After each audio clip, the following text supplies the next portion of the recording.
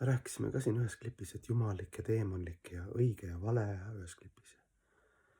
Ja kui sa vaatad tänapäeva ühiskonda, siis sellest ma olen rääkinud, et kõik tahavad võtta ka nagu seisukohti, normaalne, et see on halb ja see on hea ja see on parem ja see on halb.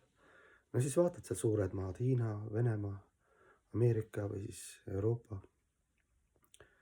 ühendunud Euroopa, eks ju. No siis seal käib sõda, eks ju, nagu meil seal see partei ja ongi niimoodi, ongi valikuvabadused ja ongi valikuvabadus näha asju ja siis ongi, sulle meeldib see bänd ja mulle näiteks see bänd ja muusika, sulle meeldib disko, mulle meeldib rock n roll ja ongi jumal on loonud selle mitmekesisuse ühtepidi laialt võttes. Aga teistpidi, kui sa lähed nagu funktsionaalses mõttes hakkad vaatama, et siis kõik on nagu proovitud, kommunism, kapitalism, eks ju, monarhia, kui on keskaeg, enne keskaega juba hakkas, kui monarhid hakkasid degradeeruma, eks ju. Et monarhia, anarhia, kommunism, kapitalism, eks ju.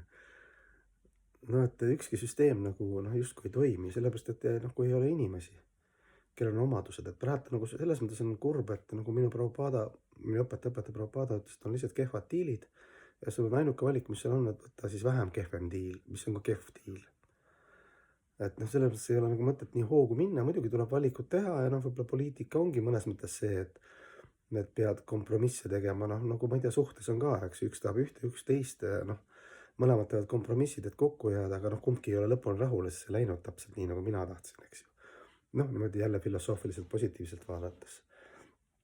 Aga see on nagu hästi illusoorne, et umbes, et kas Trump on paha? Ei, Trump on hea. Putin on paha või on Putin hea? Kas meie Eesti riigi juhid on halvad ja head? Lihtsalt see on hästi madalate omadustega, mitte need, vaid meie kõik. Me oleme lihtsalt madalate omadustega loodusest, emakesest loodusest, emakese looduse tunnetusest, Jumala kui eluslooduse või elusteaduse tunnistamisest. Ja nende madalate omaduste juures siis me ikka nagu käitume nagu, et äkki see on vist hea. Ei ole. Kõigil meil on kehvad omadused. Selles mõttes kõik on kehvad diilid. Tuleb selles ka õppida elama nagu positiivselt, eks ju. Nagu sa ennast vaatad, et pühak ma ei ole, eks ma pean õppima selle vennaga elama, siis ka madalaid omadusi ja iha, viha, kadedus kuskil peenel tasemel ja mis seal ikka, liigume valguse poole edasi ja näeme neid omadusi, eks loodus toob ikka need välja, eks madalaid külgi ka kogu aeg. Aga jah, et selline vanusega tekib selline kuklasse tunne juba, et see mingit hurraa asja küll siin ei ole nagu selles dimensioonis selliste omadustega inimesed nagu meie oleme, et siin mingi kuskil on tekkinud ja üksikuid on, eks hästi kõrge teadusega puhta südamega hingi, aga need on nagu nii vähe.